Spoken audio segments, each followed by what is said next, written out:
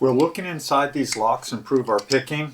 Well, stick around. I'll show you what we see, how I do it, and how it improves my picking. Hello, and welcome back to Lock Lab 101.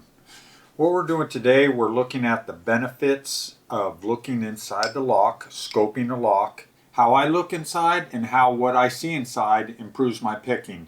Okay, so there's several different ways to scope a lock or look inside a lock, and for the purpose of this video, when I start talking about looking inside a lock, I'm going to just call it scoping.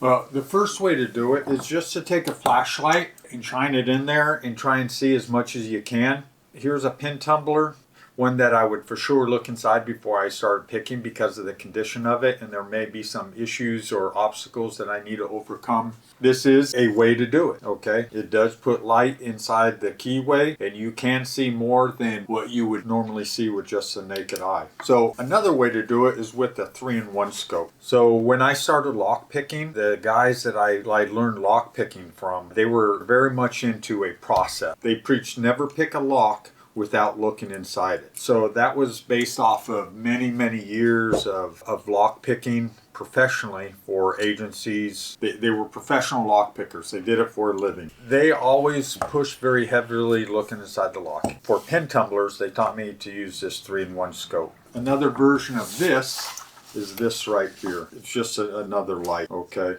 with a magnification on it. This would probably be better than just using a flashlight. Okay, I believe this is a nose and ear inspection light. I believe that's what that is, but something like that would work also. So on a pin tumbler, this is how I do it. I'll come in here and I'll look in the keyway and see what I can see, and then what I'll do is I'll interrogate each pin. I'll pull the pin down. I think you can see that. See how I pull the pin down right like that. I'll inspect that pin, and I'll just do that all the way to the back. So what am I looking at when I'm inspecting the pin? Primarily, I'm looking to see if there's a break between the spring pin and the key pin. And if I can see that break here, I can look at the distance at the bottom or at the top of the keyway to the edge of the plug, and then I can kind of gauge how far down that particular pin needs to go. Because if I see the break between the spring pin and the key pin, well, that needs to go to shear line, and it really does, it does help. Okay, let's go ahead and look in this keyway here. You can't see as well through the camera that you can with the naked eye, but you can see my point. So what I do is I'd go in there with that pick and I'd interrogate every pin, paying close attention to if I see the break between the spring pin and the key pin. I'd also be looking at the side of the warding there to see if any of the pin chamber is part of the warding there. In this lock, this particular lock, it is up into the top of the pin. That's pretty common, but it's definitely something I want to keep in mind when I'm picking it. This really does help when you're developing your picking strategy and how you want to start and go about picking a particular lock. And this here is nothing more than a manual pick gun pick, the pick that comes off a manual pick gun. Okay, so another one I use is something like this, and this has two different versions. This one here has a protective cover on it. The way this works, it has this cord here is connected to a battery pack. This battery pack is connected right like that and has an on and off switch here, and when the light's on this one, you see that it looks at a 90 degrees. So right here is the camera or the lens, and then the light's right on top of it. We can switch this over. You have a coupler here. And then we have this here. And then on this one, these are called Borescopes. Okay, and then this one has the camera right at the end. We're going to connect the 90 degree borescope.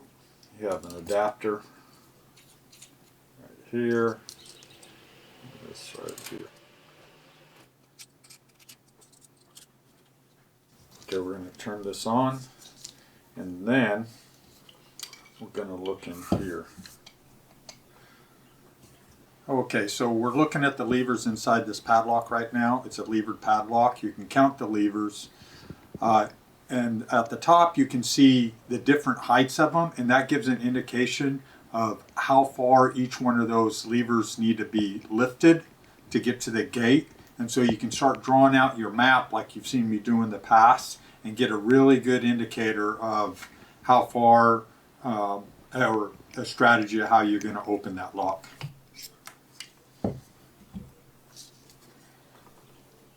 Now let's go ahead and take a look at inside of this lever lock here. This is a pretty standard lock for this type of scope.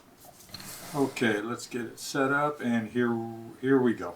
Okay, it's harder to see, but you can see the levers there and the height of them, so you know how high they need to be lifted.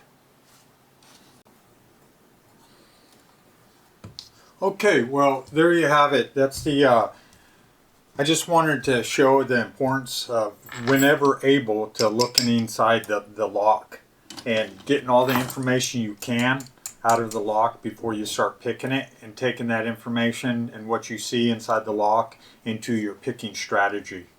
Well, I hope you got something from that. If you did, please like and subscribe. Consider watching my other videos, and as always, thank you very much.